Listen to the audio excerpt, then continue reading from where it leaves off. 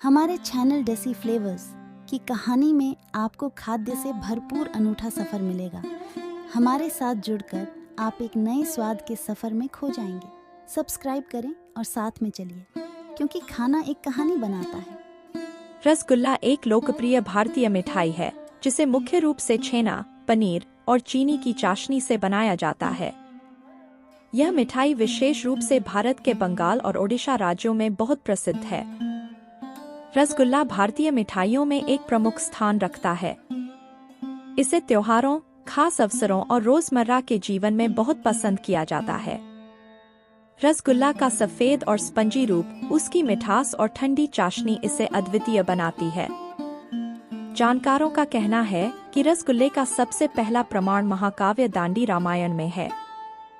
उसमें उल्लेख है कि नीलाद्रि विजय नामक अनुष्ठान में भगवान जगन्नाथ ने मां लक्ष्मी को रसगुल्ला अर्पित किया था। इसके अलावा इतिहासकारों का कहना है कि रसगुल्ला की उत्पत्ति पुरी में खीर मोहन के रूप में हुई थी, जो बाद में रसगुल्ला बन गया। रसगुल्ला एक ऐसी मिठाई है जिसके पीछे आप और हम अपने भाई बहनों से ही नहीं लड़े, बल्कि दो राज्य भी आपस में लड़ पड़े। रसगुल्ले की बात ही कुछ ऐसी है। चाशनी में डूबे स्पंजी व्हाइट बॉल्स का स्वाद इतना अच्छा लगता है कि कोई भी उन्हें ज्यादा खाए रह ही नहीं सकता।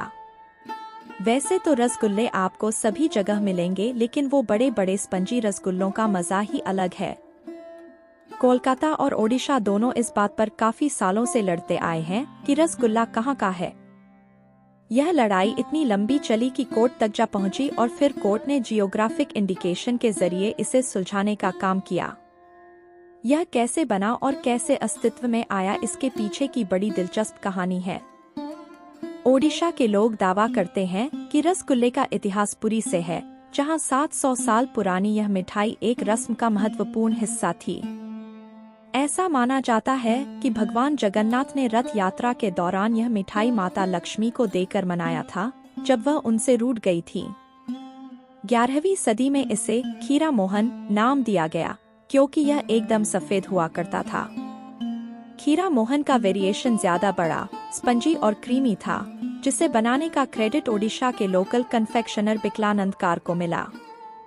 इस तरह ओडिशा के लोगों ने यह दावा किया कि रसगुल्ला उन्हीं की देन है और उस पर हक उन्हीं का है। पश्चिम बंगाल, जो इस मिठाई के लिए बहुत लोकप्रिय है, भी यही दावा करता है कि रसगुल्ला उनका है। उनका दावा रहा कि इसे 1868 में कलकत्ता के एक सज्जन नबीन चंद्र दास द्वारा बनाया गया था और आज भी उनके परिवार की अगली पीढ़ियां उनकी लेगेसी को बढ़ा रही हैं। भारत में जब ब्रिटिशर्स का राज था, तो उस समय का एक किस्सा भी बड़ा दिलचस्प है। एक famous British cook William Harold को भारत भेजा गया ताकि भारत के साथ युद्ध में वह थोड़ी मदद कर सकें। उनकी डिशेज इतनी स्वादिष्ट होती थी कि उन्हें एक अफसर ने अपना पर्सनल कुक के तौर पर प्रमोट कर दिया। एक दिन अफसर ने उन्हें वैसा रसगुल्ला, घर में बनाए स्पंजी रसगुल्ला बनाने के लिए कहा जो कभी उन्होंने खाया था। क्योंकि उस दौरान रेसिपी नहीं लिखी जाती थी, तो विलियम को गांव में हर किसी के घर जाकर रेसिपी पता करनी पड़ी। उन्होंने पूरा गांव घूम लिया, लेकिन रसगुल्ले की सही रेसिपी कोई नहीं बता पाया। कई मुद्दत के बाद भी उन्हें रसगुल्ले की सही रेसिपी नहीं पता चली और थक हार के वह भारत छोड़कर चले गए। भारत छोड़ते वक्त वो अपने साथ 10 डिब्बे रसगुल्ले की लेकर गए थे।